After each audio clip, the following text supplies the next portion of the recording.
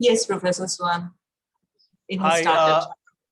hi everyone. I, on my personal behalf and on behalf of the Department of Political Science at the University of Hyderabad, extend a heartiest welcome to each and every one of you.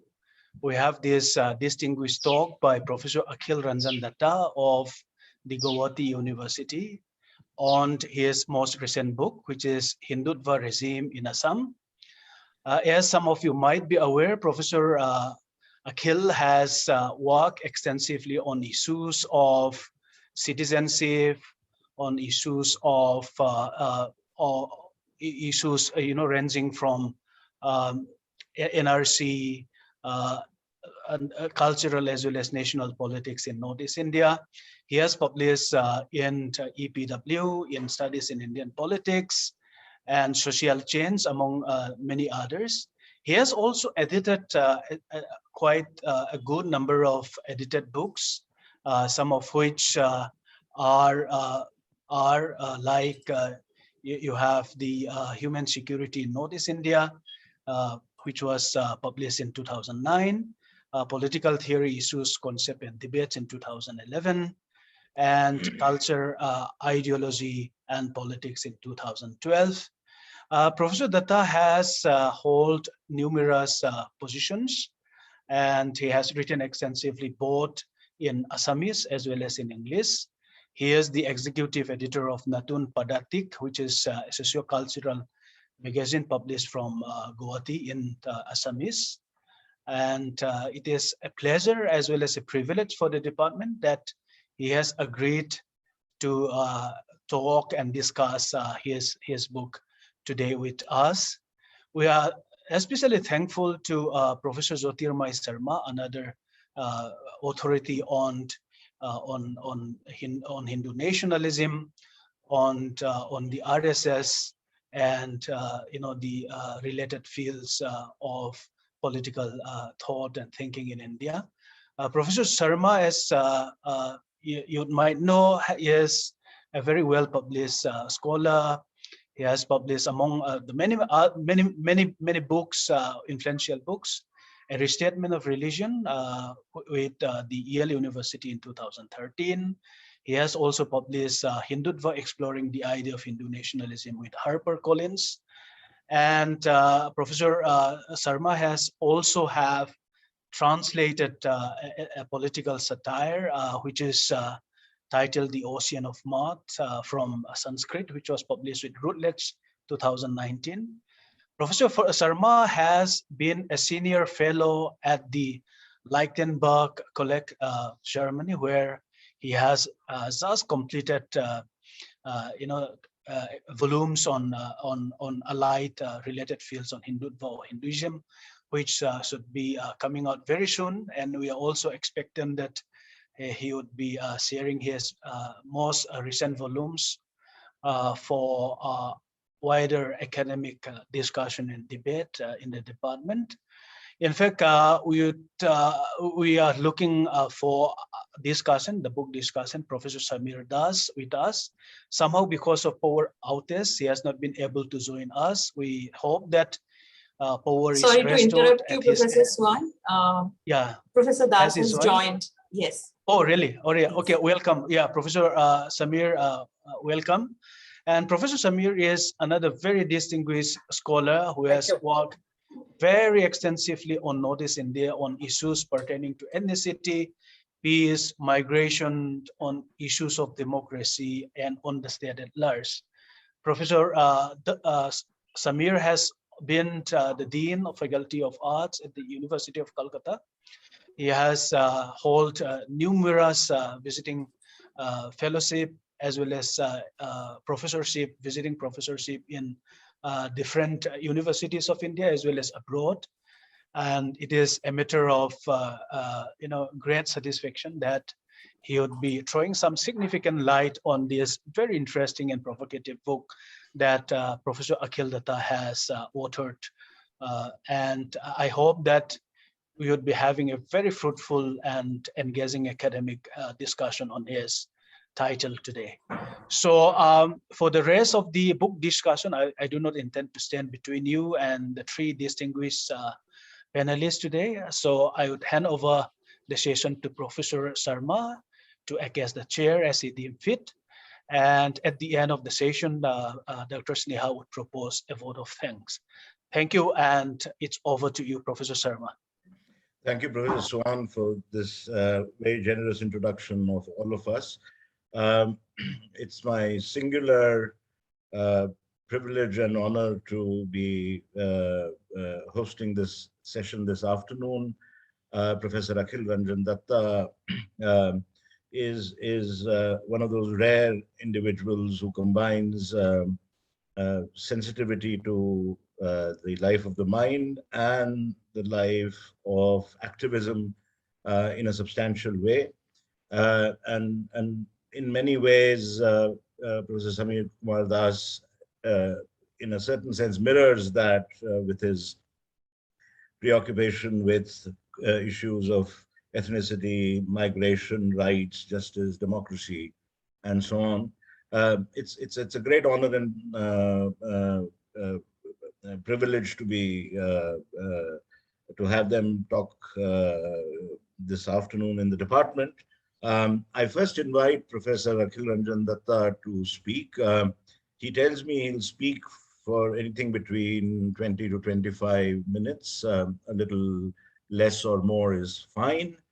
And then Professor Samir Kumar Das will respond to the talk.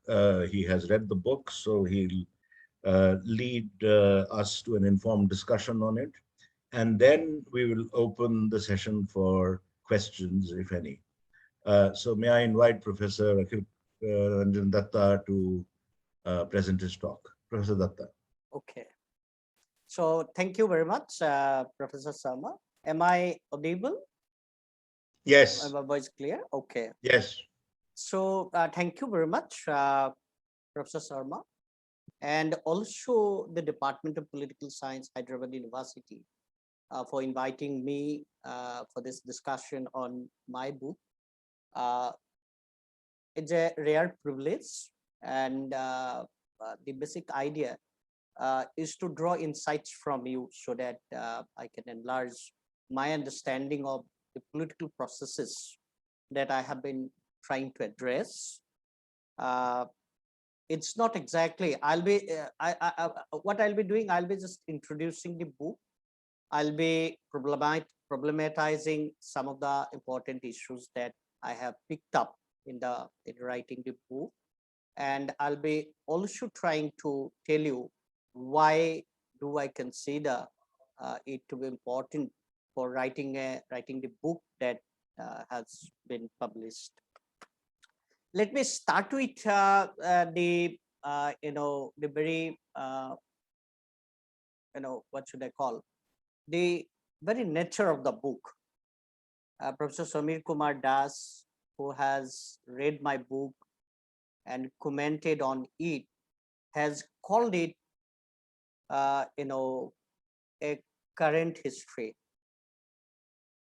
In Assam, there is a tradition, or there has been a tradition introduced by the Ahom dynasty, which ruled the state from 20th to the period of arrival of the British in the 19th century. For more than 6 centuries, they introduced a tradition of writing the history of their own time, and that tradition is known as Buronji, current history, or writing the history of the present. Now, I didn't know that I was writing the history of the present, but Professor Das, while reading and commenting on the book, in a way reminded me that whatever you have written or whatever you have been writing, you are writing, or you are bringing back the tradition of writing Buronji. Therefore, it is current history. It's a history of the present. And while writing a history of the present, it has a lot of limitations, and I am aware of it. Now, what is this present history all about? As the title suggests, Hindutva Regime in Assam, Saffron in the Rainbow. And it covers 5 years of the regime, 2016 to 2021. When I was submitting my manuscript, I was also writing the last part of the book, epilogue. The book was published in July, and the final part, the epilogue, was submitted only in later part of May. You can understand from there, you can understand, to what extent I can, or we can call it contemporary history or present history. Now look at the title. I have called it Hindutva Regime in Assam, Saffron in the Rainbow. Before telling you the very content of the book or the issues that I have covered, let me also tell you about the title of the book. Some of my friends were asking, why have you not called it a government, and why have you called it a regime or regime or regime? And I don't think that I need to explain it before these very learned scholars.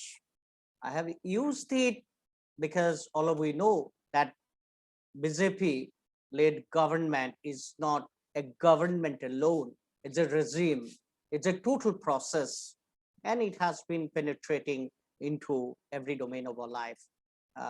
Intellectual processes, social processes, cultural processes. It is not confined to the usual functioning of the government. It's not confined to elections. It's not confined to law and order.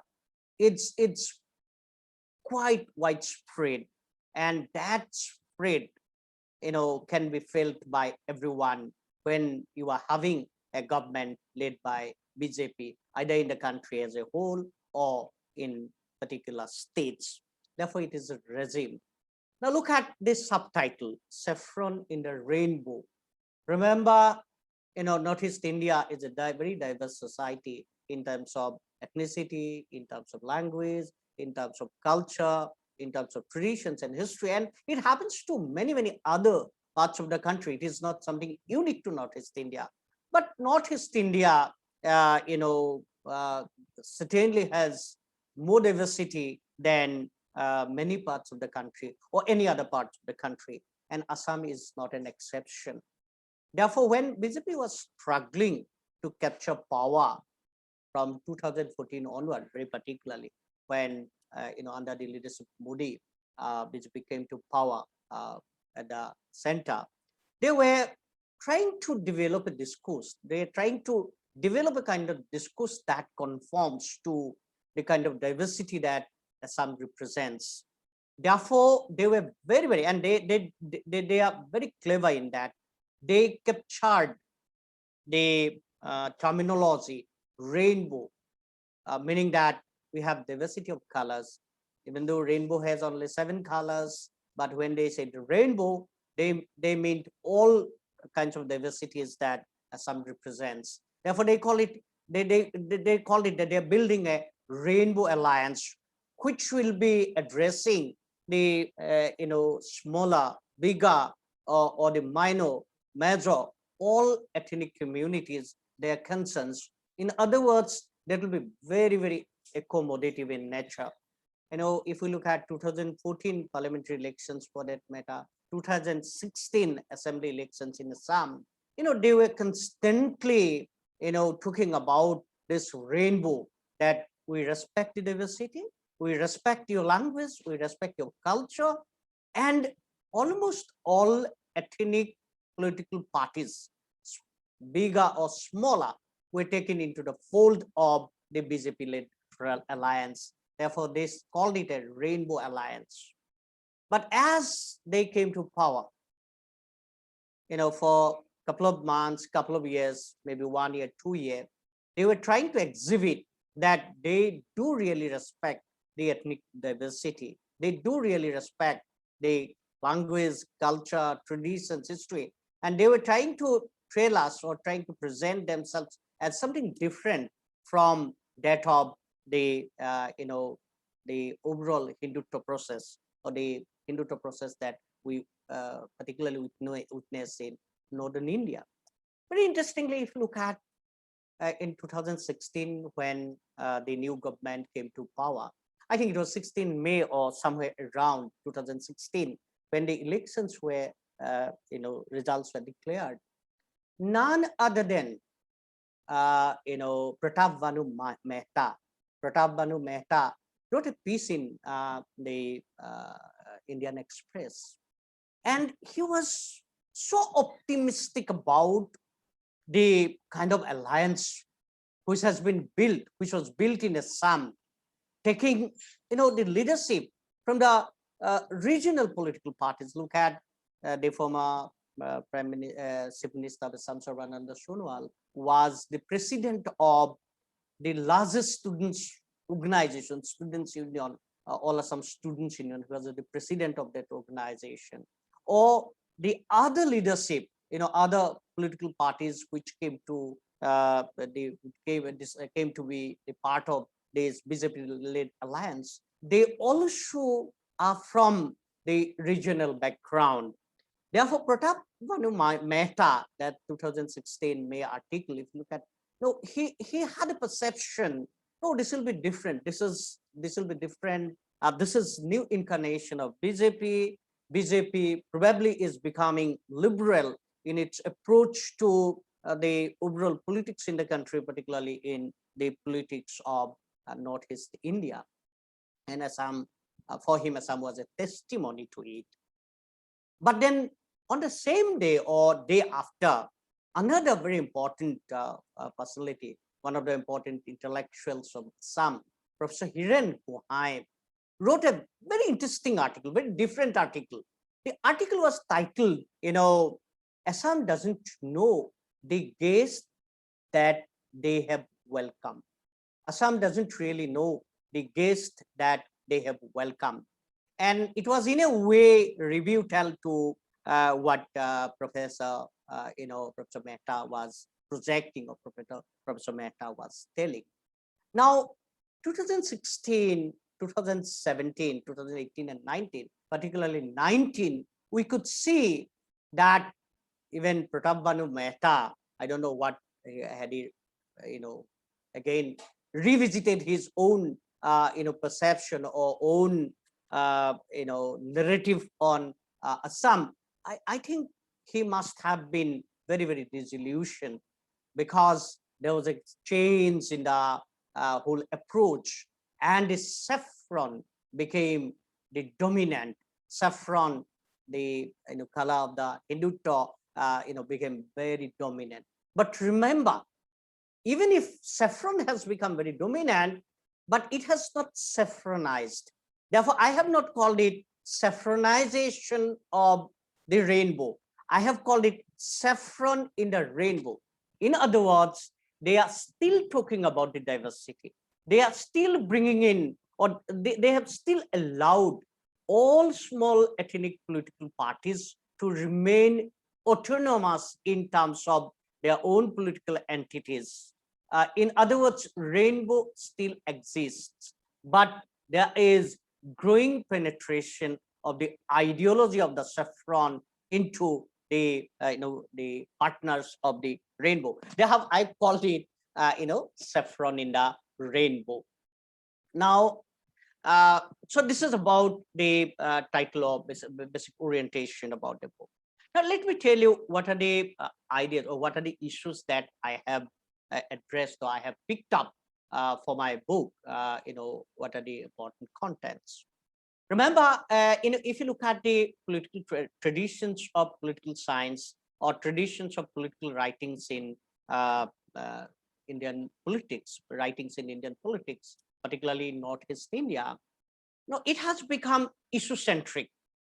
If you look at for last 20 years or 30 years of writings on Assam's politics, I can say that it's maybe more than 5 decades and 6 decades. What has been happening is that we pick up certain issues, or we pick up dominant issues. For example, we pick up insurgency, we pick up ethnicity, we pick up identity, we pick up migration, or someone will pick up election, or someone will pick up some other issues like conservation, people's movements, and so on and so forth. In other words, in political writings, in political research, the emphasis has been on dominant issues, certain dominant issues, at points even some subaltern issues. And what has been the outcome of it, or what has been the fallout of it? The fallout has been this, that we do not have volumes that addresses a particular regime or particular government in its totality. For example, Gopinath Bordoloi, who is credited with his leadership for fighting against the cabinet mission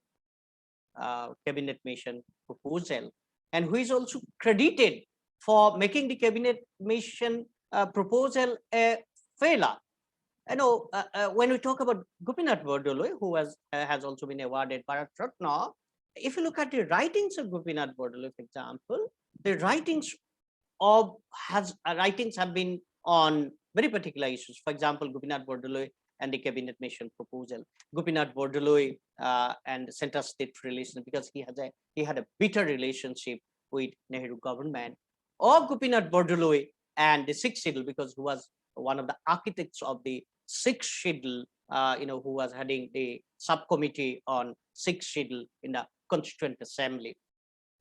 Therefore, when we look at Gopinath Bordoloi's period, we do not really know, for example, what was happening inside the assembly, and what were the important issues that came up: land, law and order, so on and so forth. For example, now Gopinath Bordoloi's period, during Gopinath Bordoloi's period itself, Public Maintenance and Order Act came, and that finally culminated in Armed Forces Special Pass Act.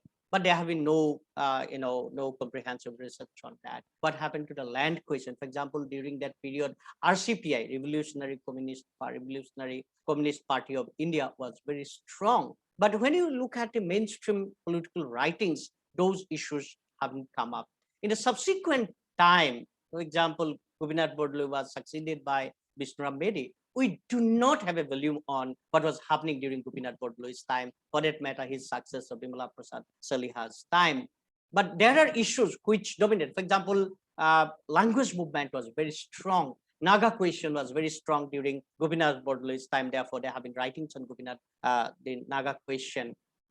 Language question was very, very significant. Assamese was finally declared as the official language for the state. I think Assam was one of the first states where the state language was declared as the official language, or dominant language was declared as the state's official language. Those issues have been captured, but we do not know, for example, what was happening at the development front, what was happening at the agricultural front, what was happening. Even the economists have also not picked up those issues. Therefore, when I was thinking about writing a book on the current regime, that constantly was, constantly reminding me that it is important that I also focus on the total processes. I may not be in a position to cover every dimension of it, but it is important that I look at, the important themes. Therefore, in the book, I have written 6 important chapters, and that incorporates, or that talks about certain dominant themes and issues. The first chapter is the elections itself. I called it from the rainbow to the Hindutva. It started with, if you look at 2015 elections, 2016 elections, they talked about rainbow. But when the 2019 election came, it was only completely Hindutva, because the election was fought around CAB, Citizenship Amendment Bill. The society was getting completely polarized. 2021 election became more aggressive, in terms of, religious polarization. Therefore, what I was focusing on, the changing strategies of the BJP from 2014 to 2016 to 2019 to 2021. These 4 elections I have covered, and I looked into the changing strategies, political strategies of, or the electoral strategies, political strategies of BJP, and I was trying to understand the change from rainbow to the Hindutva. The second chapter, all of you know that NRC has been one of the very, very important issues for Assam. But NRC is a very, very critical issue. There is a perception in other parts of the country, when we talk about, for example, I'm one of the supporters of NRC. And when I say openly that I support NRC, there's a perception that these are very, very xenophobic people. If you look at all India discourse, for example, international discourse, look at what was being written in New York Times, for that matter, Al Jazeera reporting, for that matter, in the Hindu, or any, even the Wire, if you look at the debates, there has been a tendency to call whoever have supported NRC as, xenophobic, as very chauvinist, trying to impose their citizenship or identity question on the East Bengal origin Muslims. But what I have tried to understand or tried to capture is to look at the diversity of debates and issues that has been happening for decades together. It is interesting to point out that if you look at the debate, the greater society of Assam is also very, very divided. It's not that even within the dominant Assamese community, you do not have a singular orientation here. Myself, who have been supporting NRC, for example, I have a definite proposal, or I have a definite understanding, because I'm not looking at from the perspective of what is the most perfect political situation. What I have been looking at what could be the possible and pragmatic political situation in Assam, which can help us to sustain peace and solidarity, peace and harmony in the country, and can prevent the very coercive kind of agenda being pursued by the Hindutva forces, particularly by BJP. So while doing that, I was trying to look at the history of NRC, and I was also trying to look at, and this is important, I have called it in the context of Assam, I have called citizenship, I have termed it as adjudicated citizenship. Now, citizenship in Assam, not only in case of NRC, citizenship in Assam has otherwise also been determined by the judiciary. Judiciary has played a very, very important role in defining citizenship in Assam. Look at Foreigners Tribunal, for example. It is quasi-judicial institution which has been playing a very pivotal role. So it is adjudicated citizenship. I was trying to look at what is this adjudication all about, and how the greater society has been,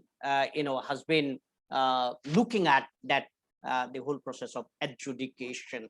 I was also trying to look at the friction or the fragmentation within the forces who have been part and parcel of the NRC processes. For example, someone called Abhijit Sharma, who filed the case in the Supreme Court in 2009 for updating the NRC.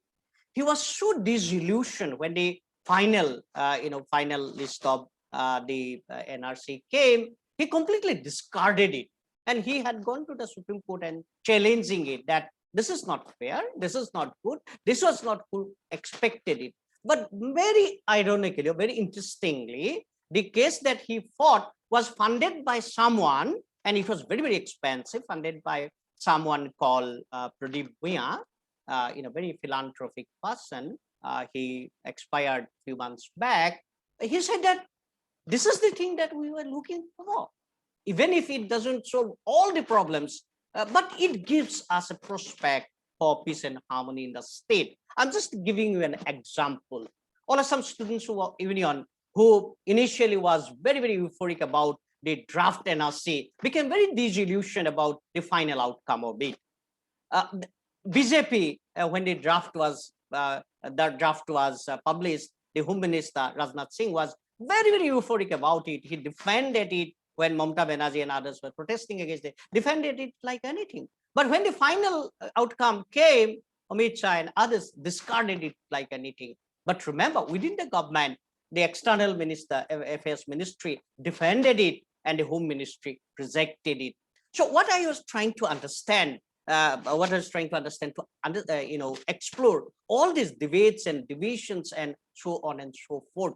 But at the same time, I was also I have also explored what could be the possible solution, and I have given or recommended a kind of solution. While defending our NRC, I said this could be a base document. If you look at the political discourses here, everybody tells that 3 crore 30 lakh population in Assam. Now this 3 crore 30 lakh, every chief minister says it.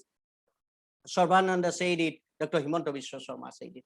Where do you get this number from? You get the number from the NRC applicants. It's not a census data. This is the NRC applicants NRC data, number of applicants data. So what is my suggestion? That let us take NRC as the base document. Whoever have applied, give everybody the citizenship. Then probably we'll be in a position to look forward, coming out of the obsession with foreigners and citizenship, and to look forward for development, peace, and so on and so forth.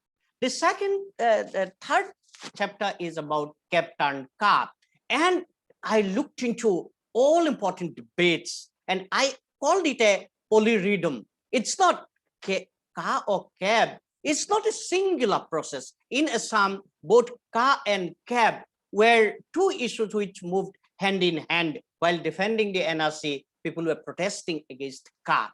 So what is that polyrhythm all about? I was trying to understand it, and I documented, whatever was happening around. I looked at judiciary, again, very critically. If you look at, for example, while defending the bill in the parliament on 19 December 2019, one of the issues that came up is constitutionality of it. Now, how that constitutionality has been defended by the government, and what are the important verdicts that they have referred to? Now, I have also tried to look at what was those important, verdicts while talking about equity, equal treatment of citizens, or differentiated equality. Now, what were the important verdicts that they were referring to, and what have been important debates on that? So in that chapter, I was trying to look at all these criticalities involved in. But we have to keep in mind that the politics of Hindutva is not only about elections, only about Ka, only about NRC. Politics of Hindutva is also about governance and development. Now, what is that governance and development? Here comes my chapter, Dream Sellers Economy. Now, my understanding is this, that I call it a new liberal Hindutva. It is not the Hindutva of the pre-1980s or pre-1970s or 1970s and 1980s. It's a new Hindutva politics all about. This is the Hindutva politics which has embraced new liberalism, and in a very naked way. The corporate agenda has been so strong under this Modi government. That was never the case. That was not the case even under Manmohan Singh government. Therefore, I was trying to look at that new liberal political economy in the context of Assam. And I have titled the chapter that I have written on the governance and development as Dream Sellers Economy. They had taken populism to a level, hyper level, populism to a level which has no parallel. Earlier government also talked about a lot of populist measures, including NREGA, NRHM, and so on and so forth. But this government, can you imagine that it addresses, concern of every singular community, singular section of the society. For example, fee up to the PG level has been waived. Nobody has to pay any fee in the public educational institutions. Apparently, this is very good, as if the public institution, public education has been made free. Even the hostelers, for example, they have been given allowances or monthly allowances for that. For the small and smaller communities, they have been doing it, but they are doing it in a very targeted manner. Now, they have been fighting against the East Bengal. They are trying to bring polarization in politics. They have been targeting East Bengal region Muslims, but they need an alternative community which can be projected or which can be taken as a solid wood bank for the Hindutva forces, and they have done it in case of the T tribes. Now, remember, the T tribes and East Bengal origin Muslims, both these communities were brought by the Britishers, one for growing food or cultivation, another for the tea. Now, the community which were brought for the tea, or which are now called T tribes, have become the solid ground or solid wood bank for BJP, and they have been using it to fight against the East Bengal origin Muslims. And I have looked at kind of populist measures have been taken for this. But if you look at the substantive outcomes of it, in terms of health and well-being, in terms of education, in terms of IMR, in terms of MMR, in terms of even safe drinking water, in terms of schooling, and so on and so forth. Nothing is happening. Look at SDGs, for example. I was looking at the SDGs. Assam is in the lowest rank, third from the bottom. Probably I think Jharkhand, Bihar, and Assam, if you look at from the bottom. And in health and well-being, very interestingly, if you look at the average allocation in the Department of Health and Education, Assam has been in the top. Assam has allocated on an average highest percentage of budgetary allocation to health and education. But in terms of achievement, we are not doing good. I was trying to look at why is it happening. So that is about dream sellers economy. They have been manufacturing dreams. They are constantly creating dreams. But if you look at the outcomes, it is what I call chronically dependent subjecthood. They have been creating chronically dependent subjecthood. But importantly, there have also been resistance against it. In the 5th chapter, I have looked at it, what kind of resistance is coming up, particularly resistance against the coercive apparatuses, NSA. Remember, or the kind of resistance being built by the peasant community, KMSS, Krishak Mukti Sangram Samiti, has been one of the organizations that has brought the peasantry to the mainstream politics in Assam in the beginning of the 21st century, the first decade of 21st century. We never saw it earlier.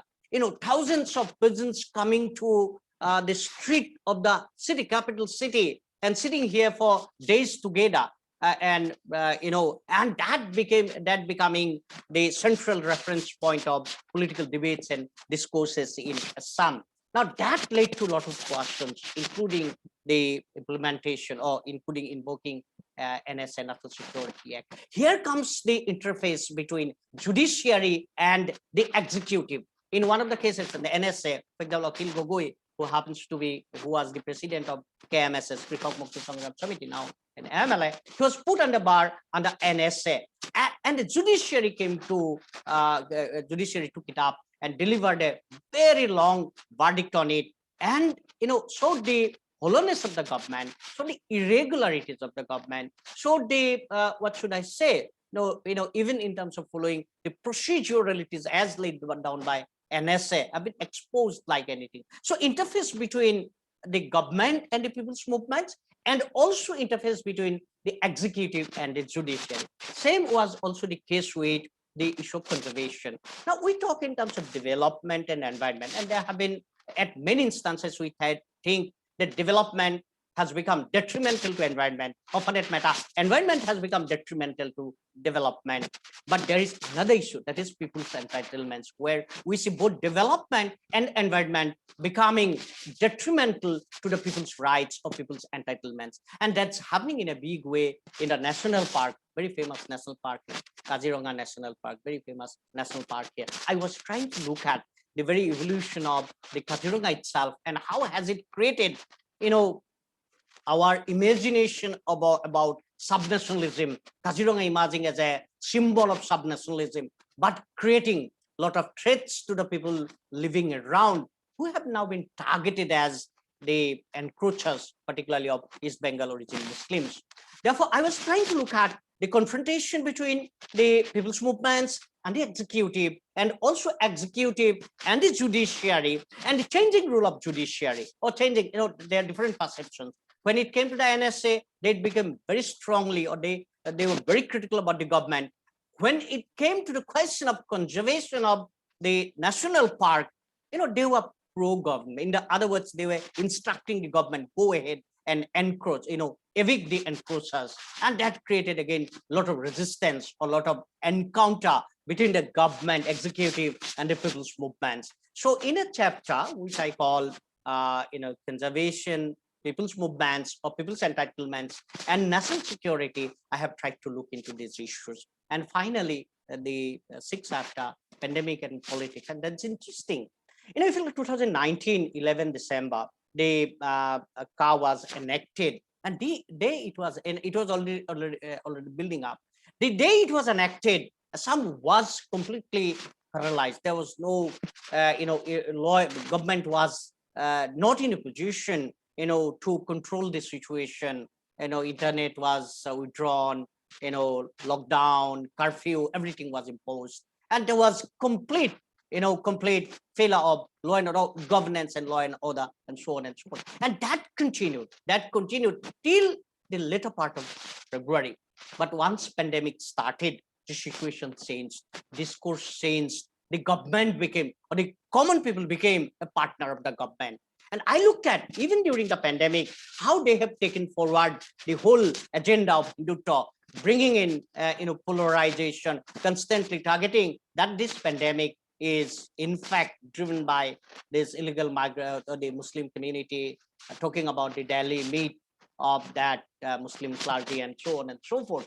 But very interestingly, constantly, taking media into its own control and creating discourse, they have also succeeded in fragmenting the anti-car resistance. I have documented, what was happening during those critical debates. And as P. Srinath said, everybody loves a good fraud.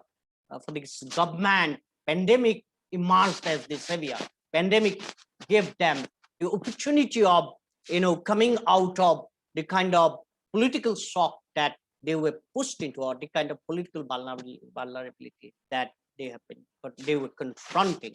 So in that chapter, I was looking at how from March 2019, March 2020 to March 2021, for example, during 1 year, more than a year, what has been the politics of the government, and how they were constantly trying to build their own legitimacy, consolidating themselves, and so on and so forth.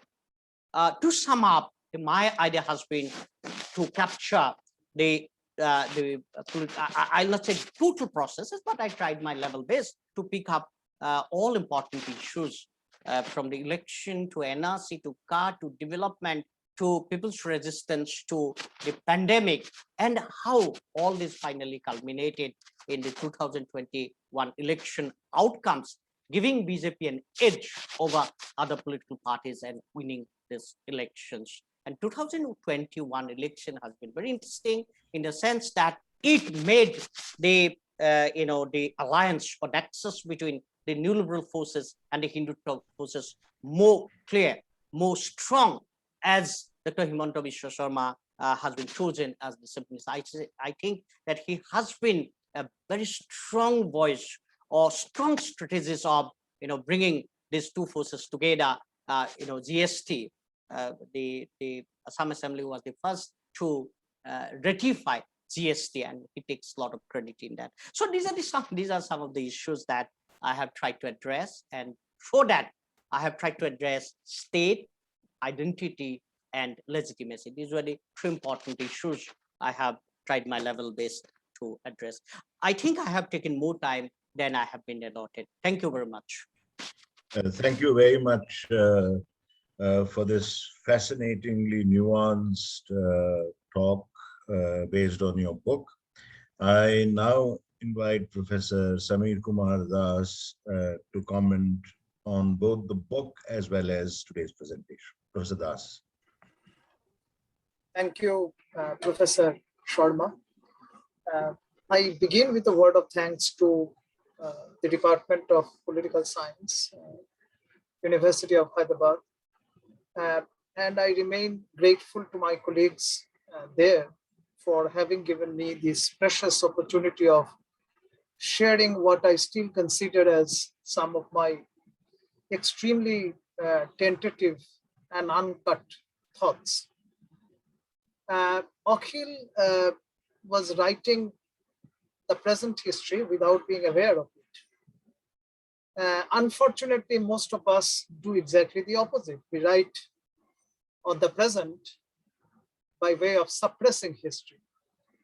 And this reminds me of one of the famous methodological premises that Marx offered, which is this, if I can remember correctly: thus there was history, there is no more. So hardly ever we write history of the present. We write on the present, without writing the history of the present. What I'm going to do, I mean, Akhil's book actually offers a plethora of insights. And within the short time, I don't think I can actually cover whatever insights I can come across while reading the book. On the contrary, I will try to raise the question that is there any history of elections, of governing? And how does one write a history of governing in a country like India and in a state like Assam? Because I consider Akhil's book as a book with general implications for Indian politics as a whole, and which has its implications for the history of governing as well. I read the book as one that offers deep insights into our understanding of the history of tectonic shifts that have taken place in recent decades in the art of governing the people in general, and particularly in Assam. The book prompts me to ask if it is possible to see elections playing a vital role in governing the people. Could the title of the book be How Elections Govern the People? For elections have hitherto been viewed as a democratic means of governing those who govern us, whether by selecting them or keeping them under a leash and holding them accountable to those who elect them. That's the textbook definition of elections.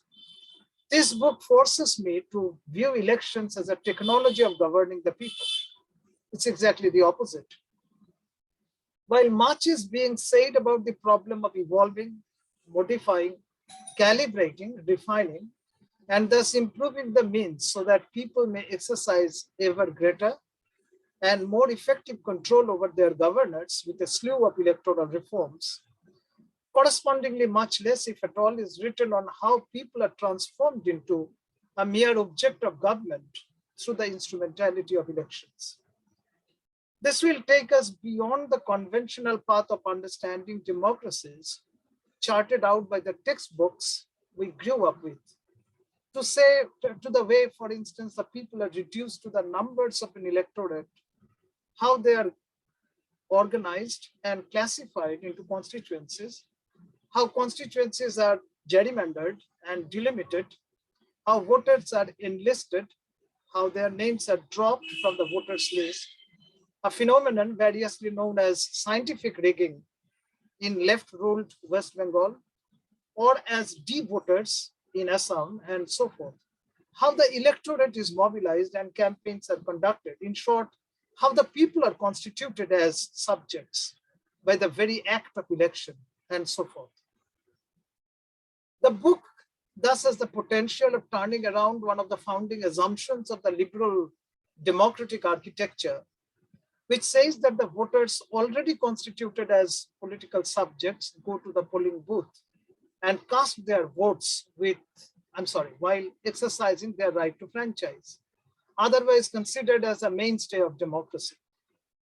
So the people are constituted before they go to the polling booths and exercise their right to franchise.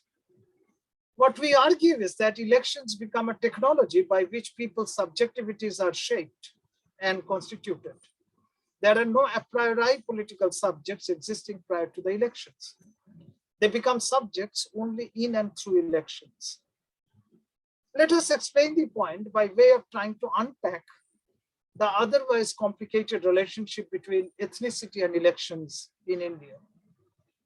One cannot stop referring to ethnicity as one seeks to make sense of the politics of the region. The central question is how ethnicities are sought to be governed and managed through the elections for the convenience of governing the people. Convenience is the key term here.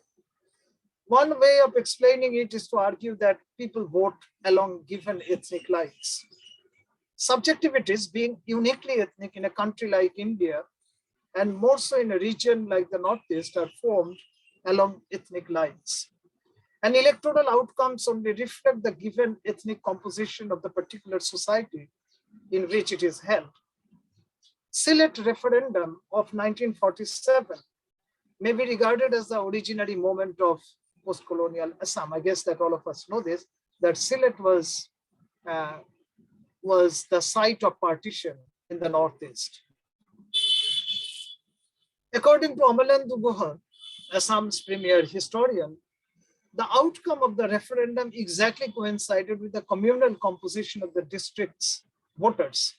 And Sylhet, predominantly a Bengali-speaking district, was thus pushed into the then East Bengal as a walkover by Assam Pradesh Congress Committee. Once undivided, Assam had witnessed enough of the struggle for acquiring and retaining the majority status by the Assamese-speaking elite by getting rid of the areas where the majority status of this community is either fragile or simply non-existent. A book published sometime in the early 1960s entitled Okhomia, this was in Assamese and I forgot the name of the author, for instance, raises the question of why Assam should not have remained satisfied with only the erstwhile 4 districts of Upper Assam, where the Assamese have a comfortably stable majority. So you get rid of those areas where the majority status of the Assamese-speaking people is uncertain or simply non-existent. Many of today's problems would not have emerged at all.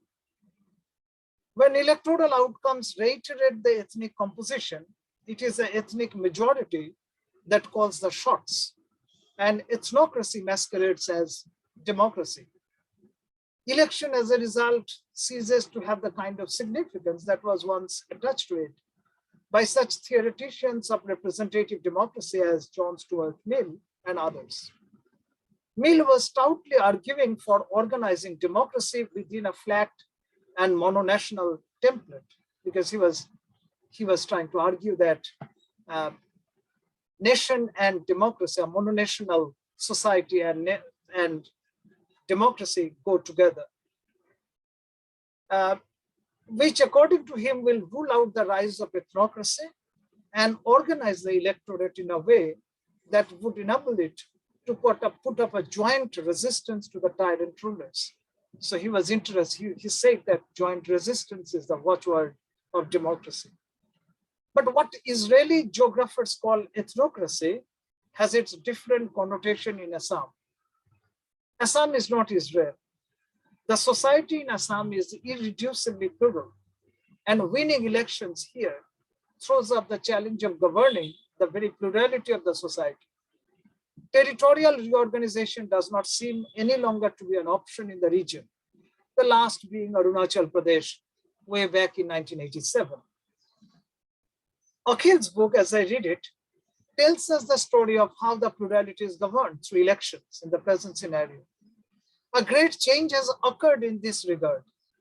AGP, Assam Gana Parishad, perhaps could not have understood the importance of leveraging elections for bringing about any social transformation. It took the society in Assam for granted and therefore faced trouble. Let us take 1985 election as an example. The Assam movement has thus, I'm just sort of trying to underscore the historical importance of Akhil's book. Let us take 1985 election as an example. The Assam movement has just come to an end, and Assam Gana Parishad has come to power, reportedly riding on the huge popularity wave of the Assam movement. If one were to demystify the numbers, AGP, even at its heyday, could not muster more than 35% of total votes polled in the election. It could come to power precisely because the opposition votes were divided. Another significant point is that AGP could not win a single seat wherever Muslims would constitute 25% or more of the population and could bag only half of the assembly seats. Besides territorial reorganization, keeping the opposition divided by way of shaping and aligning the political forces could serve as a tool of governing the people in the region. One can do it either by way of keeping others divided, as it happened in 1985 elections, or by way of building alliances across ethnicities, as it happened about a decade later in 1996, or the first election under Akhil's review. The 1991 results were an eye-opener for AGP in the sense that it was voted out of power insofar as the opposition forces joined hands and closed ranks with each other. AGP came to realize the irreducible plurality of the society in Assam only in 1996 and joined hands with those forces that were once vociferously opposed to the Assam movement. This was complemented by AGP's strategy of slowly dumping the demands of the Assam movement by the wayside and quietly distancing itself from the movement's ideology. The Liberal Democrats would certainly heave a sigh of relief. They would rather take it as the growing maturity of our democracy. For such alliances across the ethnic divide and distancing from narrow ethnicist demands would gradually propel de-ethnicization of the society and leave space for the play of individual subjectivities let loose from their ethnic allegiances. The existing literature on elections in Assam, and for that matter, elections in India, which is quite rich and growing, is of course marked by this liberal expectancy. Elections are expected to bring about this social transition from ethnically loaded electoral majority to an electoral majority that is what Sheldon Wallin would have called vacuous and emptied of its ethnic essence. The elections of 1996, I will argue, could have been an opportunity for AGP to create a rainbow society in tune with the AGP-led multi-ethnic political alliance. Now, the problem is that AGP was interested in building political alliances, but it demanded that AGP would build alliances across ethnic communities in the society as well. AGP could accomplish only half of its task. The political task of building alliances across ethnic divisions without correspondingly undertaking the social task of creating what Akhil might call a rainbow society. AGP was caught in a conundrum, whether to create a society of the Assamese people, meaning Assamese speaking people, or a society for the people living in Assam, a rainbow society. Assam in that sense is a governor's nightmare. For governing Assam calls for the Akhil task of rendering the society governable in the first place, literally by altering its demographics. The task of using elections as a means of altering the social fabric in order eventually to influence the electoral outcomes was still unknown to the party. Akhil's book in that sense is unique, for it portrays how Saffron is etched deep and wide in the very fabric of the society. Neither Congress nor AGP was cut out for the job. The book shows cogently how Hindutva in power is also an agenda of social transformation. BJP could accomplish in the second decade of this century what AGP could not during its two reigns between 1985 and 1990, and again between 1996 and 2001. So in that sense, it's a tectonic shift in the art of governing people. The challenge today is not so much to make government democratic, but to govern democracy itself, constitute people's subjectivities, bring the demos into existence in the first place, and render them governable. Let us call this body an electoral community, because this is a community which comes into being at the beck and call of the elections. That comes into being in and through elections. It is not ethnocracy of the Israeli type. Insofar as this electoral community is produced by elections, what about those who resolutely refuse to be identified with it and stay away from elections? Staying away, I will argue, is also integral to the electoral game. And so-called oppositional subjectivities are also framed through the instrumentality of elections. One of the enigmas that never stop puzzling us is between 1952 and 1972, in 6 consecutively held assembly elections, 44% of the voters on an average did not participate in voting in Assam. By contrast, according to the Hindu, since 1961, there have been as many as 41 elections in India in which the voting turnout was 80% or above, out of which 30 had taken place in the Northeast. Why do people vote with their feet up in the air in a region which has acquired the notoriety of being turbulent and prone to insurgencies and violence? It is because an electoral community has come into being that spills across the conventional divide between elections and insurgencies. So you know that our textbook understanding wants us to make this division surgically precise. This again goes against the very grain of our textbook habit of making a surgically precise distinction between elections and insurgencies. I think our concept of the production of electoral community will help us understand the fraught nature of ethnic relations and the nexus between elections and insurgency. In 1996 elections, for instance, the commands of an insurgent organization, which is United Liberation Front of Assam, Alpha, the commands of an insurgent organization played a significant role in setting forth the election agenda of the political parties contesting it. In this election, the same organization asked each of the contesting political parties to clarify its stand on the issue of foreign nationals. In many constituencies, it would actively back up candidates known for their closeness to the insurgents. Is this the end of the road for democracy? The growing depreciation of elections is also accompanied by a visible expansion of democracy outside its institutional limits. Akhil's earlier works on human security and civil society, and also he has touched upon this phenomenon in this book as well, point out how the democratic space has exceeded the institutional contours of elections and their corollaries.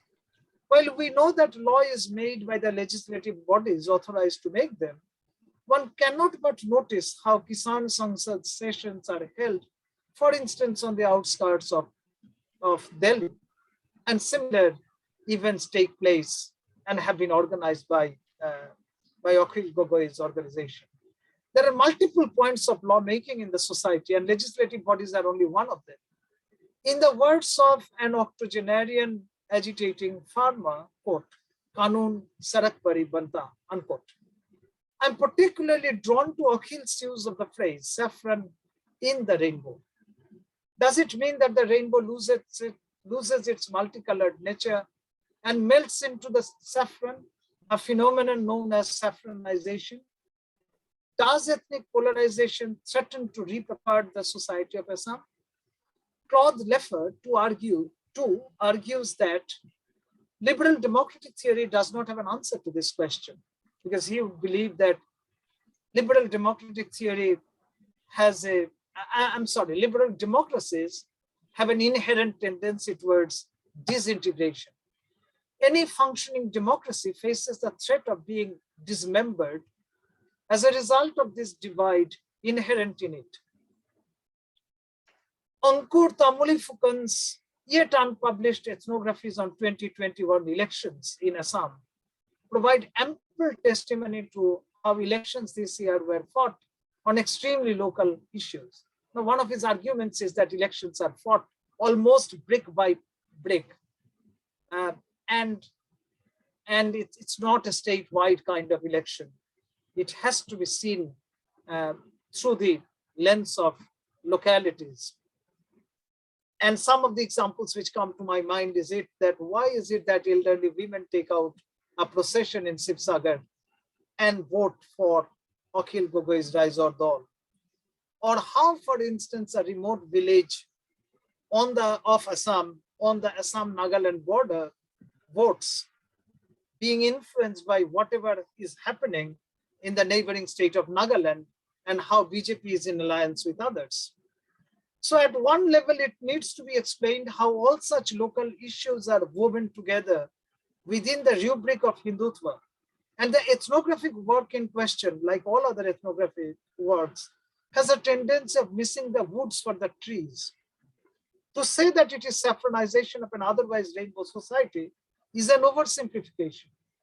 Borrowing from the title of Akhil's book, I would say it is not so much saffron displacing the rainbow, but saffron skillfully positioning itself within the rainbow without wiping out any of its colors. Shall we call it rainbowization of saffron?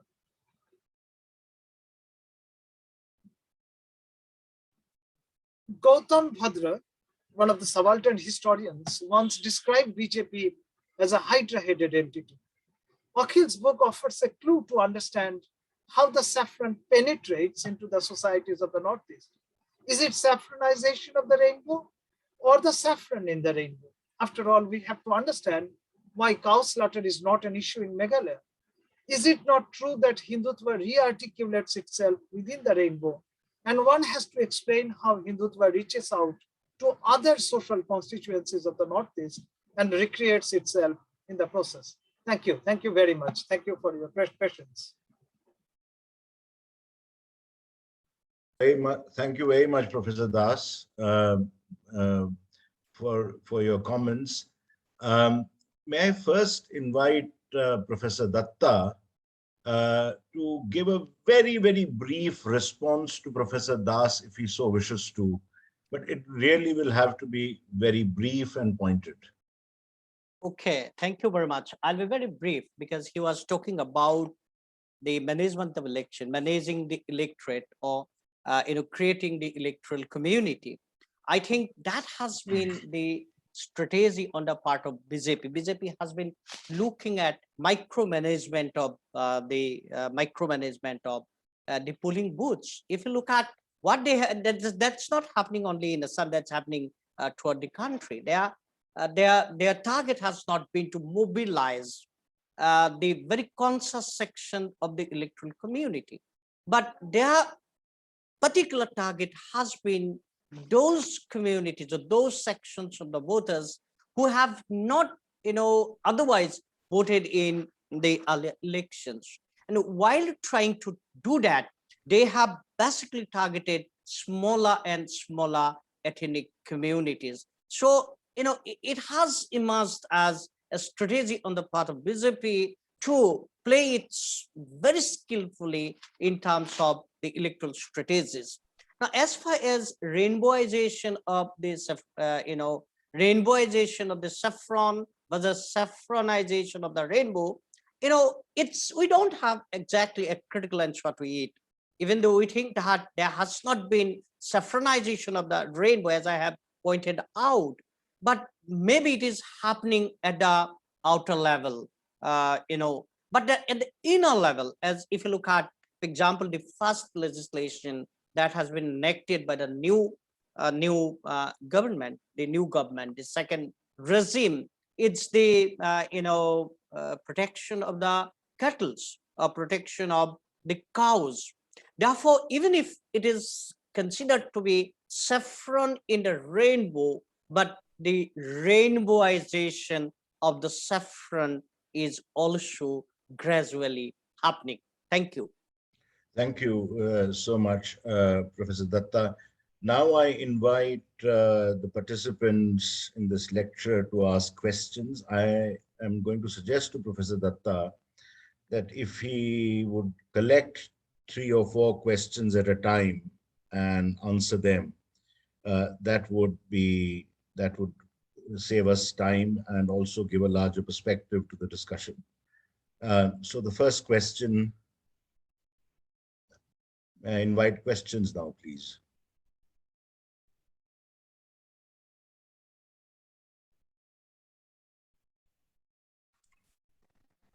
No questions? Can I go first? Yeah, please, Professor Kajju. Thanks, Professor Sharma, and I want to join you and Professor Swan in congratulating Professor Akhil Datta once again for bringing out this fascinating book, which covers all aspects of Assamese politics rather than just focusing on one or two issues specifically. So it's very timely publication is quite welcome, because at this point of time we are all we are debating issues of the rise of Hindutva and the ideological main points and nuances which are there. And, as things came out, issues came out in the discussion in the comments of Professor Samir Das also, that how we are looking at both ethnicity and elections and trying to tie up various issues. So I won't take much time. I just want to bring up one question. In fact, something which is very interesting, Akhil, which you brought out in the book and in the talk, is the discourse of the Khilonjia, the indigenous, the discourse of the Khilonjia, how the BJP has been able to put together the coalition, the Rainbow Coalition, of which we have talked about at great length. But I just want to, ask you one thing. Since you talk about neoliberalism also, to quite an extent in the book, I would like to ask you, in the shift which has taken place from the Congress to the BJP, what are the class interests which get privileged now? I mean, who is the one who's gaining? Do we see any shifts in the class interests who are getting established, who are getting privileged, or it's much of muchness, it's much the same thing, and there are no shifts? And related to this is also the question about resistance, the issue of resistance which you brought forward, that, is this resistance within Hindutva, or is it challenging the Hindutva worldview? Because many times, questions of resistance come up, but they are fine with the larger worldview, with the larger Saffron worldview. The resistance is within it rather than challenging the whole discourse. So just these 2 points. Okay. Shamik Roy Chaudhary, are you there? Yeah, go ahead with your question. Your mic is, yeah, Shamik. Yes, sir. Your mic is off again, Shamik. Yeah, go ahead. Yes, sir. That when we use the term ethnic in the context of Assam, are we referring to a religious identity or a linguistic identity? This is my question. Right, great. Nilanjan Banerjee, please go ahead with your question. So am I audible? Yes, you are. Slightly louder would be better.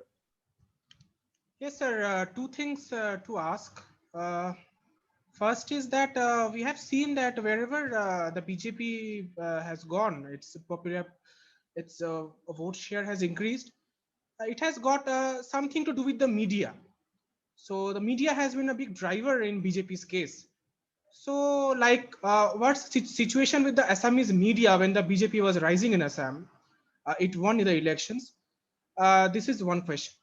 And so the other question is that we know that Assam has a rich literary tradition. So is the rise of BJP and its brand of Hindutva bringing some new trends in Assamese literature, or is Assamese literature influencing BJP's rise in Assam? These are my 2 questions. I will take one more question and then let Professor Datta reply. Priyanka Ghosh. Priyanka, go ahead with your question, please. Sir, am I audible? Yes. So my question is to Professor Datta, and the question is that he has mentioned the term East Bengal origin Muslims. So I would like to know what exactly is the term East Bengal referring to here, and how do you know that these Muslims, this group of community, and that they are originally from this place? I mean, we don't have much data on migration at present, or we never had. So how do we get to know that who these people are and they're from this particular place? Thank you, sir. That's my question. Right. Professor Datta, 5 questions, all for you. Yes, 4 questions. Yeah. 4 questions, sorry. 4 persons, more questions.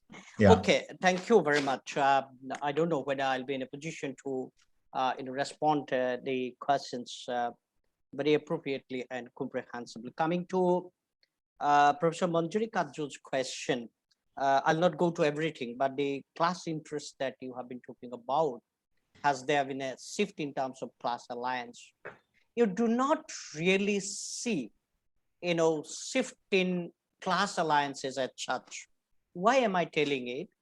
Very interestingly, if you look at the ethnic political parties here, there has always been a tendency that smaller ethnic political parties will always ally with the government, incumbent government, particularly at the center.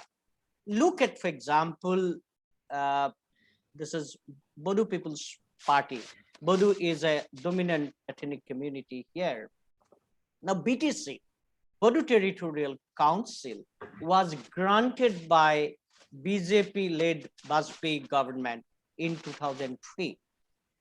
But then this political, and subsequently, there was an agreement with BLT, Bodu Liberation Tigers, and Bodu Liberation Tigers converted themselves into Bodu People's Party, BPF, Bodu People's Front. Now, when there was a shift in the government, both at the center and the state, 2006, that political party became an ally of the Congress-led government.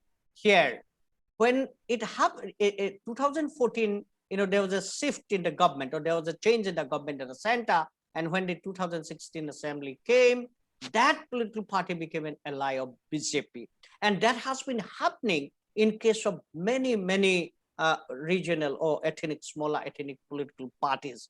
But the Assam Gana Parishad, to an extent, has been an exception, because Assam Gana Parishad, they ruled the state for 2 terms, twice, and they tried to be independent in terms of fighting elections, although there have been alliances, political understanding. But when it came to 2016, they became an ally of BJP. That also happened in 2021, although in 2029 elections, they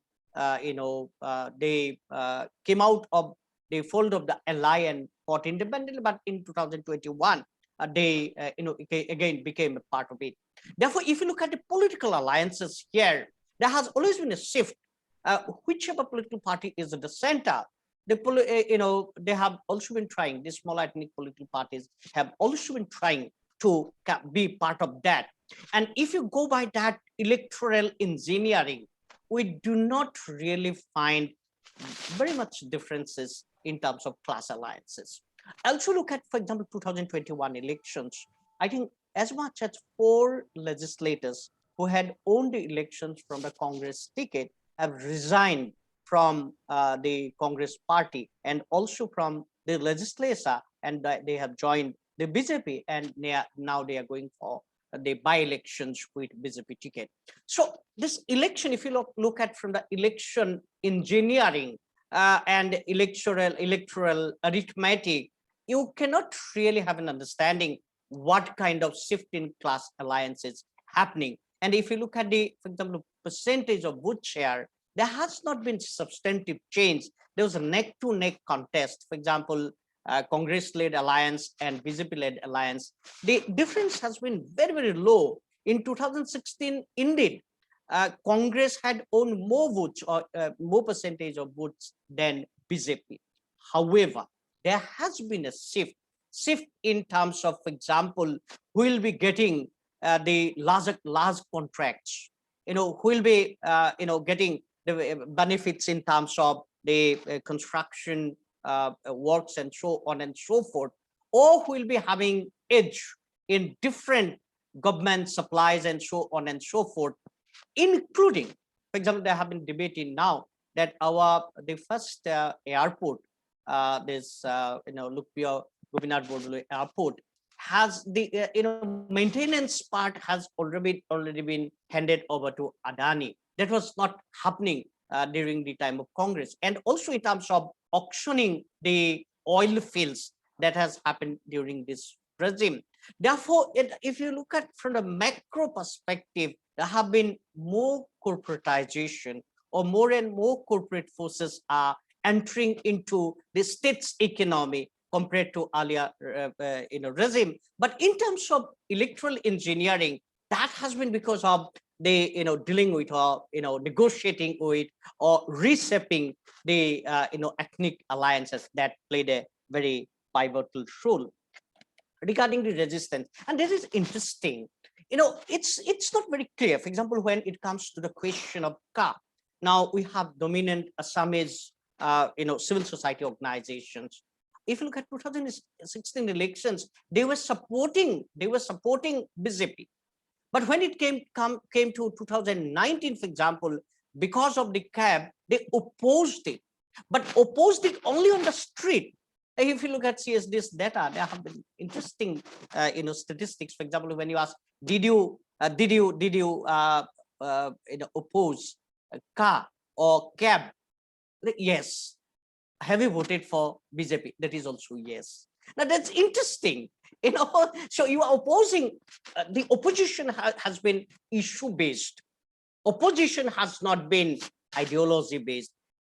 Because nationality politics or ethnic politics is not driven by ideology. We need to keep in mind there are a lot of things, and this one very important issue, probably that is happening in case of other states also. There's a very interesting question was asked. So, do you want a state government in the state of a political party which is also there in power at the center? Now, that's a very critical question, and around 60% or 70% people say yes, it is important. Otherwise, probably a lot of central assistance that state governments are getting may not be coming for the states. I think that is why 2001 to 2016, when BJP Congress was in power at the center, 2014 to 2014, I think that had given a lot of advantages to the Congress to be in power at the state also. So the resistance, therefore, if you think in terms of concrete, the resistance has come from outside the Hindutva fold. But remember, the forces which had built up very strong resistance were also fighting against the Congress regime. Those were issue-based, whether large river dams, for example, pigeon, land questions, forest developers questions, and so on and so forth. So the resistance, the forces of resistance have been rather the resistance against the neoliberal policies, resistance against the state atrocities, state coercion, irrespective of which political party is in power. So that is. Does yes. Professor Kachru want to come in briefly?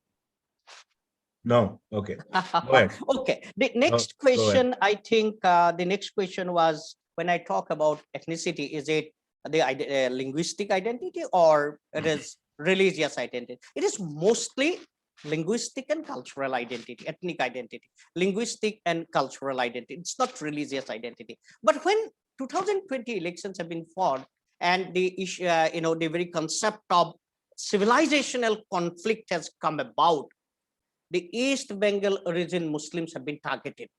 In other words, the language, the Bengali language spoken by the Bengali Muslims emerged as an issue of contention. Here, religion, Muslims, and the language, Bengali, came together. Therefore, when you talk of the construction of constitution of ethnicity, you cannot say that it is exclusively religious or exclusively linguistic and cultural. But in the common parlance, in the common discourse, when we say ethnicity, it is more of linguistic and cultural than religious. But with the penetration of BJP, it has also been taking a religious turn. The third question was on media. I think this is important. I'll give you only one example, probably that will help us to understand. When 2016 assembly elections were happening, 2 days ahead of the election, 43 concerned individuals, unfortunately or fortunately, I was also one of them, signatories appealed not to vote for BJP. And that created a lot of hue and cry. In Assam's media, both print and electronic media, attacked this particular appeal tooth and nail, and BJP remained very, they didn't react to, they took advantage of it. Now, but then when the 2019 came, again, local media became very, very vocal against the incumbent government. Now, 2021, you see kind of honeymoon or kind of alliance with the incumbent government.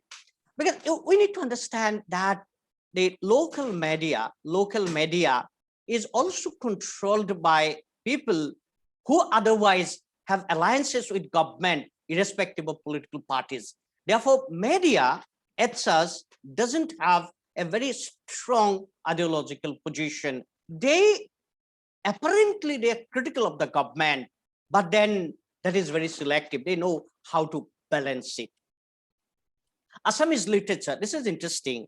Very recently, the Chief Minister of Assam was speaking on an occasion of a release of a book, and he was telling that Assam's intellectual discourse or dominant literature is dominated by the left liberals, the Marxists. I think if you go to the literature in terms of novels, reputed novels and other things, BJP is yet to capture it. It's still by those people who are still critical of the state machineries, governments, and so on and so on. It is again irrespective of political parties. Then finally, I think Priyanka raised this question.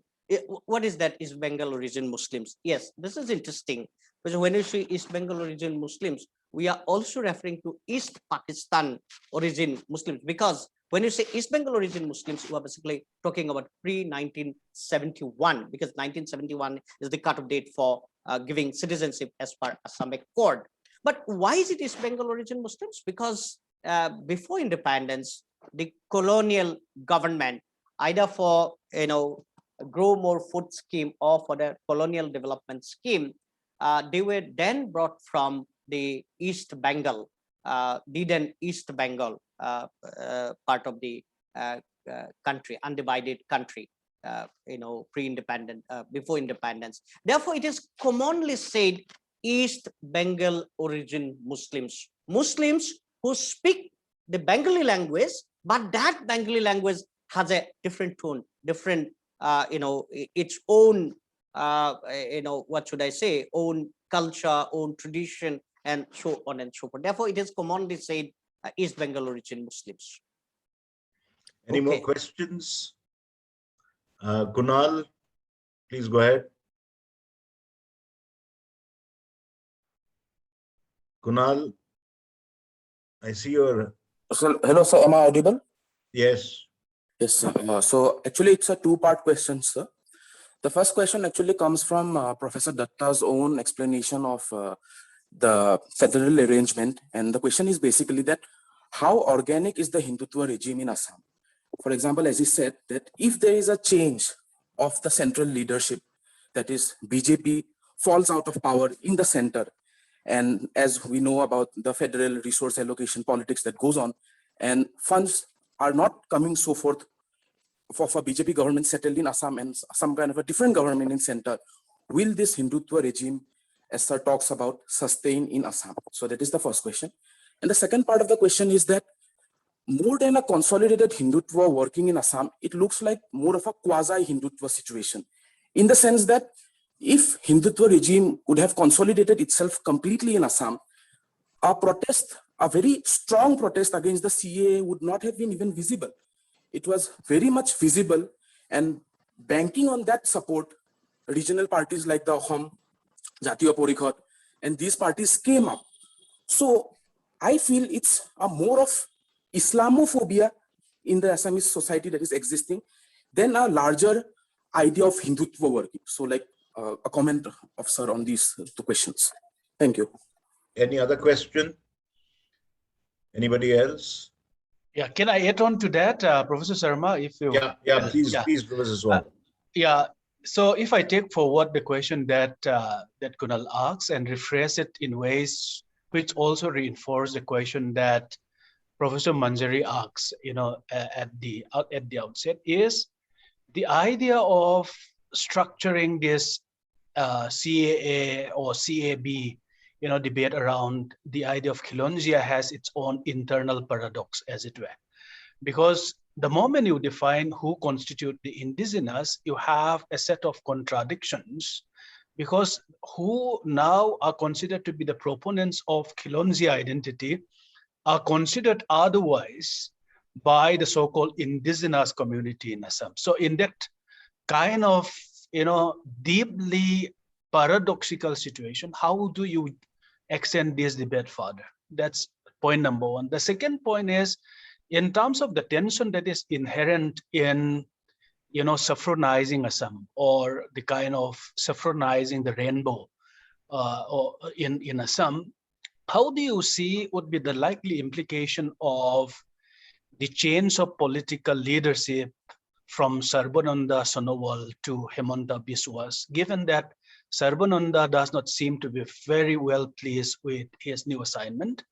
And in case of a possible return to the state that we witness, on the line that Nephew Rayo, did in the case of Nagaland, in adjacent state like Nagaland, what could be the possible fallout in Assam? And in that sense, I think the kind of rupture that is inherent in Assamese pluralistic society would become apparent, which Professor Samir has pointed out as not so much about a technology of governance, but it is also about democracy itself. How do you govern democracy? Because the idea of Hindutva would lose traction the moment these inherent tensions erupts in ways which is difficult to politically manage. So what would be your kind of response to that type of, the paradox and inherent tension inbuilt in this Saffron agenda in the Northeast? Okay, should I respond or? Yeah. Niketa had a question, and then you can go ahead. Just one more question, and then you go ahead.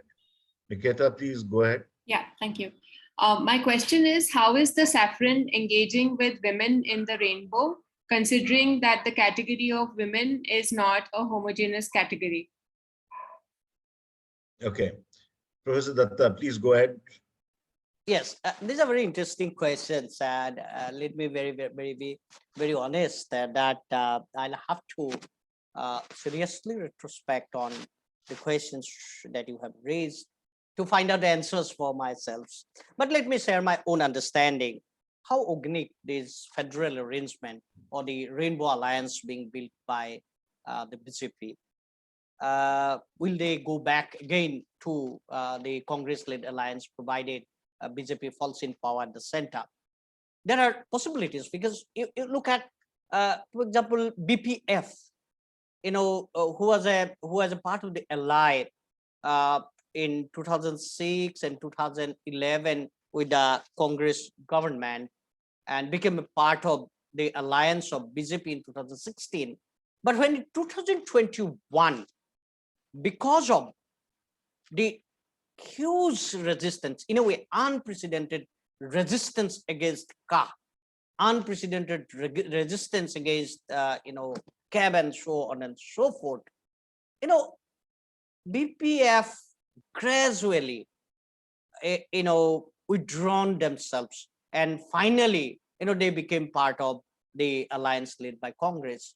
But then remember, BJP had played its own game by bringing in new forces. Look at the BTR agreement, when there was disillusionment on the part of the BPF leadership, Hagrama Mohilari, with that of the incumbent BJP government, and the BJP, particularly Dr. Hemanta Biswa Sharma, played an important role to bring in another accord called BTR, and a Boru Territorial Region, from BTC, Boru Territorial Council, to BTR, and created its own political force in BTC, became a part of its ally, captured the council over there, and played did overwhelmingly well in the 2021 elections. What I'm suggesting is that there are possibilities that if there's a fall of government of BJP at the center, there are possibilities that many alliances, ethnic, because they're dependent on fund. Those are smaller ethnic communities. They have the council, and for their sustenance, both of the council and also their own political career, they're dependent on funds being given by the center. Therefore, that plays a very important role. Remember, these ethnic communities do not negotiate with the state government. They directly negotiate with the central government. Look at the Bodos, look at the Kabis, look at other ethnic communities. Therefore, it depends. But I'm not very sure about, because BJP's strategies have been more penetrating. They are not thinking only in terms of elections. They have if you look at Badri Narayan's book, for that matter, Walter Anderson's book, whether I endorse it or not, that's a different thing. But the strategies being pursued by them are more penetrating. Therefore, I call it a regime, not a government, than that of the that of the Congress-led alliance. But there are possibilities of breaking down of the alliance, provided there's a change in guard or change in government at the center. The second question is Hindutva. This is interesting, whether it is Hindutva is consolidating or consolidating to the deeper levels of the society, or it's more of electoral machinery or electoral gain. I think that's a very serious question we need to ask. For me, Hindutva is consolidating, because Hindutva is not only the political party. Look at, for example, the NEP, National Education Policy 2020. They have a provision of philanthropic private organizations getting fund for government in education. Now let us look at what are those philanthropic organizations. Therefore, neoliberal economy is very important. Now, as neoliberal economy got consolidated, and even in the education sector, you find a decline of the public educational institutions, private institutions becoming very strong. But when you talk of the private education institutions, there are a lot of contradictions. Most of the private educational institutions, they are CBSE oriented and English medium. Here, the RSS has been dying through Vidya Bharati and all. They have been building up a huge educational network named after that religious social reformer, Sri Shankar Deva. That has become a very strong educational network. But they didn't get any funding from the government, because those are private initiatives. Now look at NEP. When they say that philanthropic private organizations will also get it, those are philanthropic organizations. Those are not profit-making organizations. What I'm suggesting is that there have been very systematic attempt for the consolidation of the Hindutva to the deeper level. Therefore, it's not only electoral gain. They have also been trying to penetrate into those things, those institutions. The Islamophobia. Yes, Islamophobia is also product of aggressive Hindutva agenda. Islamophobia is not only about aggressive campaign against the particular Muslim community. It is also talking about, or also creating a hierarchy about civilizational values, hierarchy about cultural values, hierarchy about history, and so on and so forth. And that definitely has its impact.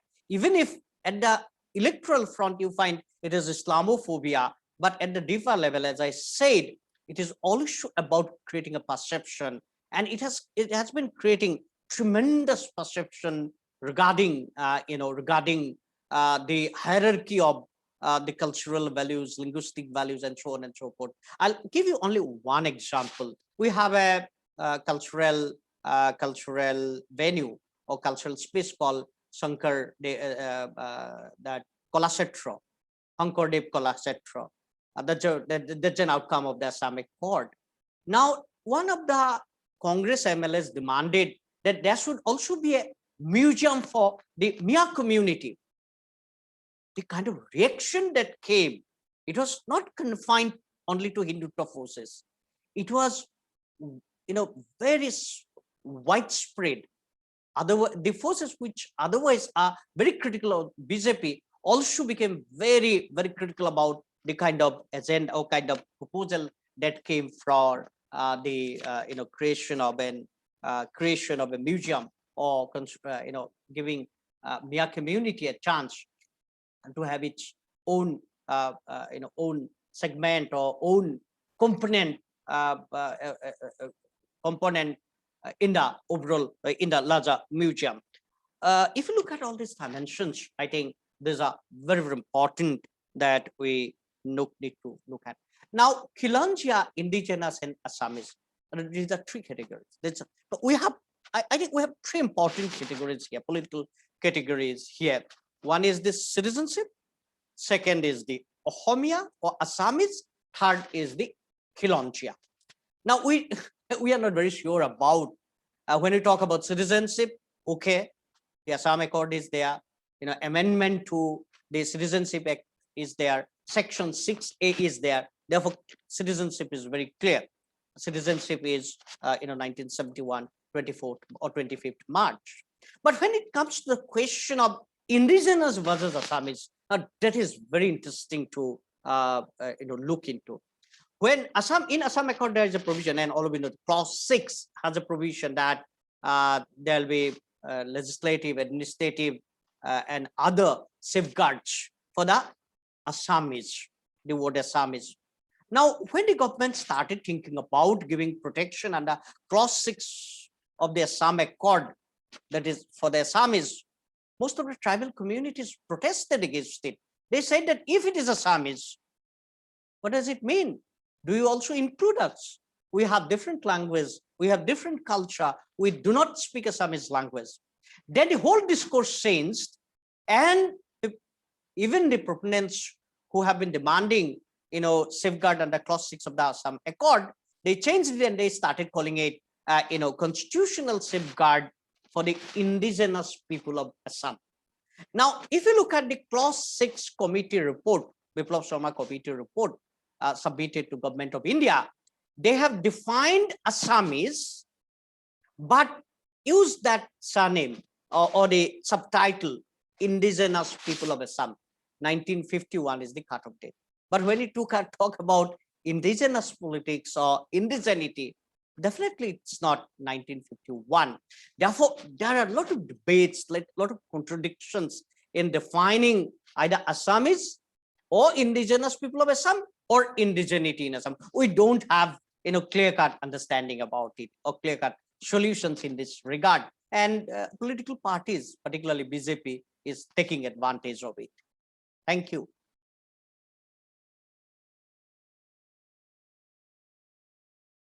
The women's question you didn't address. Okay, so sorry. In the whole neoliberal discourse, neoliberal debate, when you look at in terms of the beneficiaries, women constitute a very, very important segment. It's not exactly about liberation of women from the patriarchal, casteist, feudal structures. It is, in the language of the neoliberal paradigm, it is empowerment of women. When you say empowerment of women, it's creating dependent women beneficiaries, as it was happening in case of during the Congress government. This is also happening in case of the BJP government. For example, they are very interesting. If you look at the budgetary provisions, there are very, very interesting propositions. For example, if you are not getting married at a particular age, the government has schemes for them. If you are getting married at a particular age and you are getting your wedding marriage registered, you have a gold scheme for them, Arundhati or something like that. If you are women in the schools or colleges, for example, we have red scooty, red bullet or red scooty scheme for the girls students getting first division in the class 12. There are schemes for it, red scooty. All of them will be getting red scooty. For that matter, that microfinance, this issue is still debated. The women who had taken a loan from the different agencies, microfinance agencies, and have not been successful in paying them back, government has a scheme for them. So therefore, if you look at the budgetary government, public schemes of the government, there's a huge number of schemes meant for women. Now, how do you analyze it? Is it for is it an attempt to facilitate liberation of women from the patriarchal structures, or is it an attempt to create them again as electoral constituencies? I think women empowerment has also become a tool or instrument towards creating an electoral community. Okay, thank you. One last two questions. I see only one hand. Ashirwad Chakravarti, go ahead with your question, please. Good afternoon, everyone. Am I audible? Yeah. Yeah. So my question is for Professor Dutta. So after the Assam Andolan, we could see formation of a young, vibrant government, smeared with the emotions of sub-nationalism. And somehow I feel that they fail to take into account the identity aspirations of the other indigenous ethnic groups, like you mentioned right now. And of course, there were some lacuna in the governance. So do you think similar factors played out in this election when we could see a rise of local parties like the AJP, where people were not confident in the new new parties that came up, where they were more comfortable in being with the larger boat, or with the fear of being left out from the national politics or all the policies? Okay. Okay. Professor, yes. Any other last questions? If somebody is itching to ask a question, otherwise this is the last question. Okay, Professor Dutta, go ahead and ask your question, please. Answer the question, please. Okay, thank you very much. We need to understand that AJP government, the regional political party that came to power in 1985, then in 1996, that was a very different political context compared to the political context of 2016, or for that matter 2021. I'll go to that. But when you ask why, because 1985, 1979, 1985, the Assam agitation was a popular upheaval, the popular popular resistance or popular movement, and that could mobilize the people like anything. Assam was taken into, I remember, I'm giving a personal example to how strong the movement was and how detrimental the movement was. I think I was in class 4th standard. I still remember that incident. I was in class 4, and the school was closed for almost 1 year. So my father, who is a school teacher, he's quite aged now, 85, 86 years, fighting COVID in the hospital right at the moment. So father asked me, can you teach the alphabet, Assamese alphabet, to your sister? I can tell you that because I didn't go to the school for almost 1 year, I forgot the Assamese alphabet, and there was a big punishment for that. Why am I suggesting this question, suggesting the issue to remind you? That was the kind of situation. In other words, the Assam agitation could paralyze the political, the politics, law and order, the overall, the situation in the state as a whole.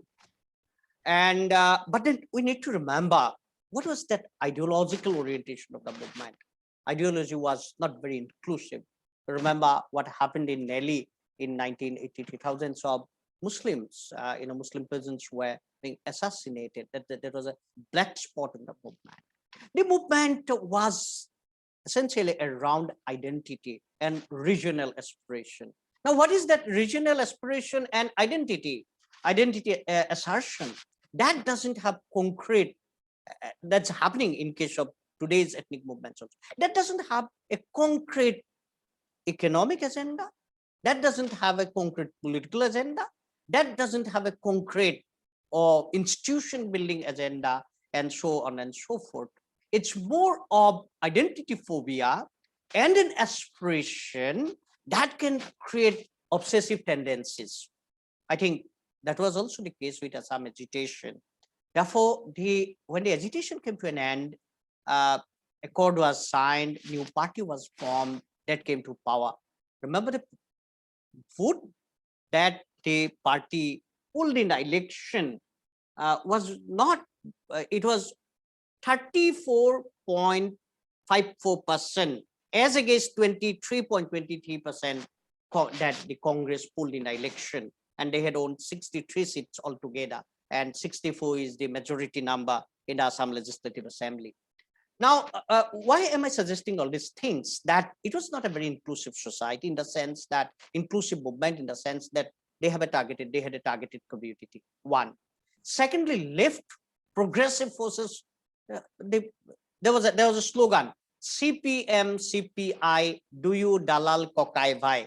These two brothers, CPM, CPI. I used to be part of the agitation and shouting slogans. I still remember that. In other words, they were not very clear about what are the aspirations. They were talking about there was the anti-foreigner movement, but when the foreigners are detected, deported, what will happen to the fulfillment of regional aspirations? All these things were there. Therefore, once the government was installed, all issues came up. Insurgency became very strong. Alpha became very strong. Ultimately, the government was suspended. The government was dismissed before the end of its tenure. Then again, the Congress government came. But the next government, which was formed in 1996, proved to be extremely terrible for the state. All of you know, the secret killing started.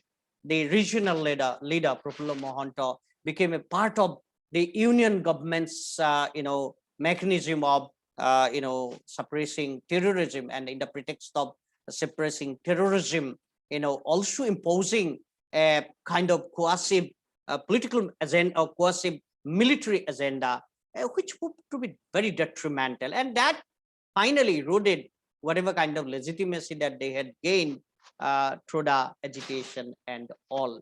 No, but remember that BJP is something different from that in the sense, and if you look at the Hindutva, Professor Sharma will be a better position than me to talk about it. But if you look at the BJP's new strategies of negotiation, strategies of creating micro communities and also fragmenting communities so that they cannot come together and build up a resistance, I think they have a different.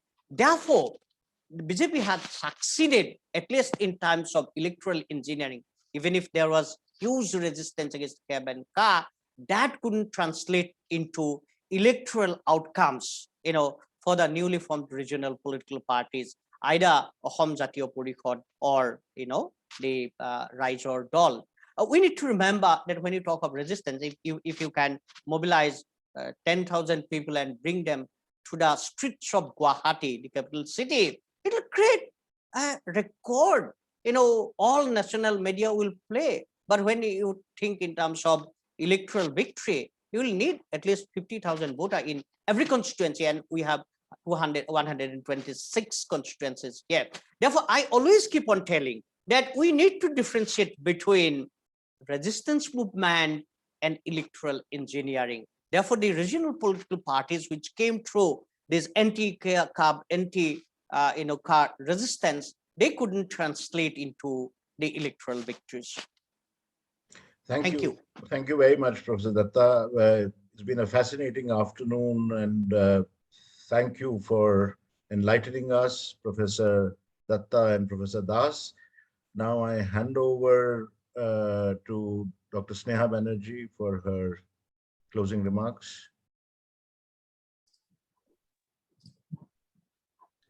Thank you, Professor Sharma. I would like to take this opportunity to thank the main speaker who presented his recent book to us, Professor Akhil Ranjan Dutta, for a fascinating overview of his book. I would also like to thank the discussant in today's event, Professor Samir Kumar Das, for his very incisive and critical engagement with the book. On behalf of the department, well, it's a bit inappropriate to thank one of our own, but I would still like to thank our senior colleague, Professor Jyotirmaya Sharma, for chairing and steering this event. Am I still audible? Yes. Okay. And I would also like to thank all colleagues and students from the university and beyond, and all others who joined us today and made this discussion an enriching one with their stimulating questions. Thank you, everybody, and wish you all a good evening ahead. Thank you for joining us. Thank you very much. Thank you. Thank you very much. It has been a learning experience for me, and I have drawn a lot of insights from the discussion. Thank you, very Professor. much. Thank you. Thank you, Professor Dutta. Thank you. Thank you. So thank you, Swan. Yeah. And thank Samir. you.